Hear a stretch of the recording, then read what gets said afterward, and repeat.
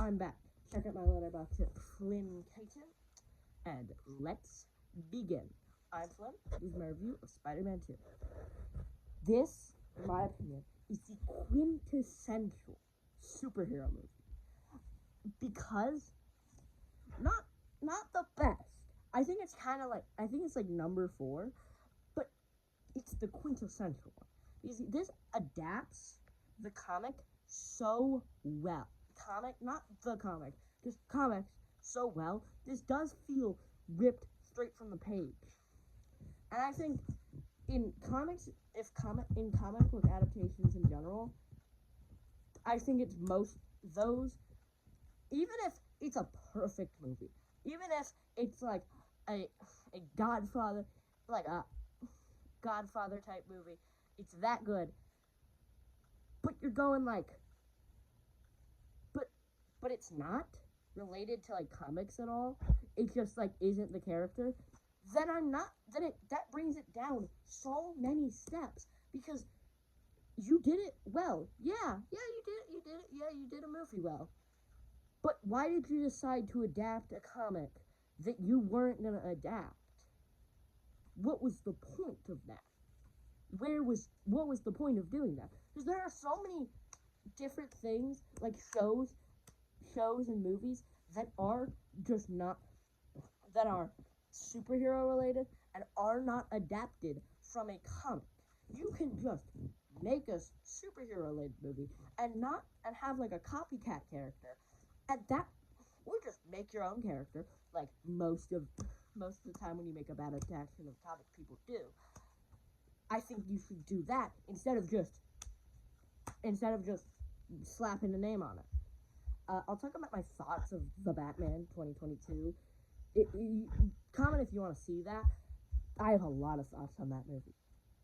It's already 2 minutes into the video, and I have not talked about the movie yet. Either way, Spider-Man suit stays the same, but let's talk about Otto's design, because I think the arm is perfect. The CGI is good, and it just looks like it's from the comic. It looks like a good comic design. I would have preferred green over red, but either way, it does what it needs to do, and that's just be like a really good arm design. Then, of course, he has the big trench coat, which I think is cool, and you can like see like the waist like thing around him, which is in a lot of most Otto Octavia's costumes. So like they still put that in without actually putting the main costume in. And the sunglasses are a nice homage to the goggles. It's so good. It's like, yeah, you didn't make it like a good. I know this people are gonna say that this is really honestly like not really related to my other point, but either way, if you can spin it in a good way, if you can spin it in a way where you still homage to the comic, but you do it well, you do an homage well, I'll let you do it. I think that Otto Octavia's death in this movie is weird. Him like sacrificing himself like that. I get that they had to take him out of the story. I get that. And I get that also it's like a good way to stop the machine. But I feel like there was a way he could die without having to just sink it into the ground. There's so many other ways he could have stopped it and also let him live.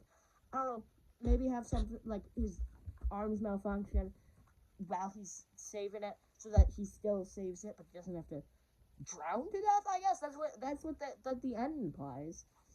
But he doesn't have to.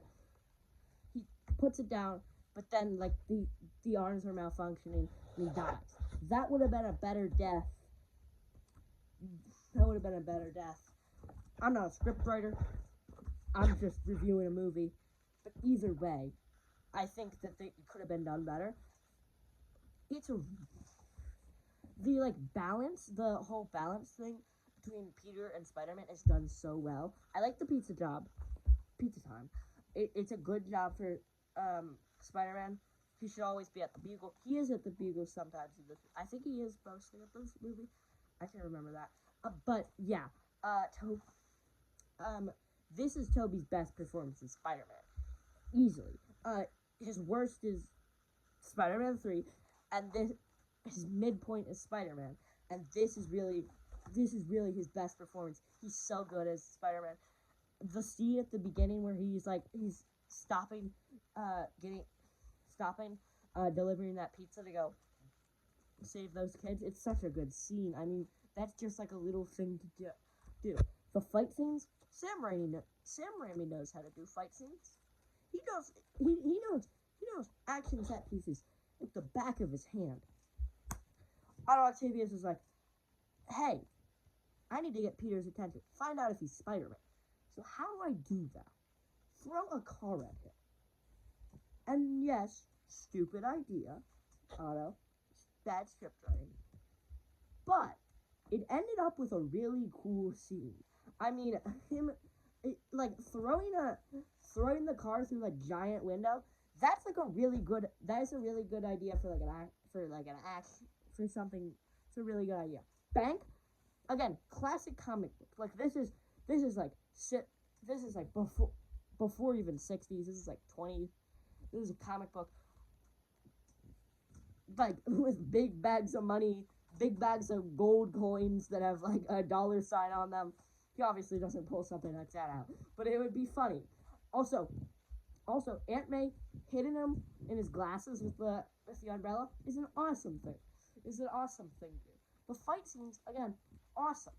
Like, also, Alfred Molina does a great work as like Doc Ock when he in that end scene where it's like talking to the tentacles. Listen to me now. That's a great line.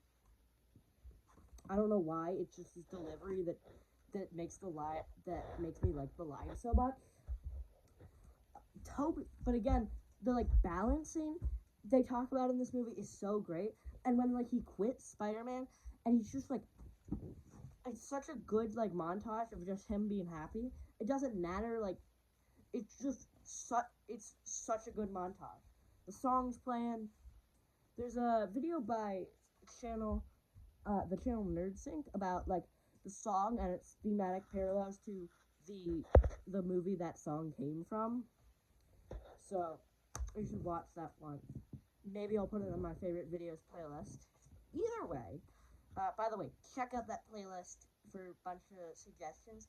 Either way, I think this is a peak movie. This is number 4 superhero movies of all time. This is such a good movie. I'm gonna give it 10 out of 10, obviously.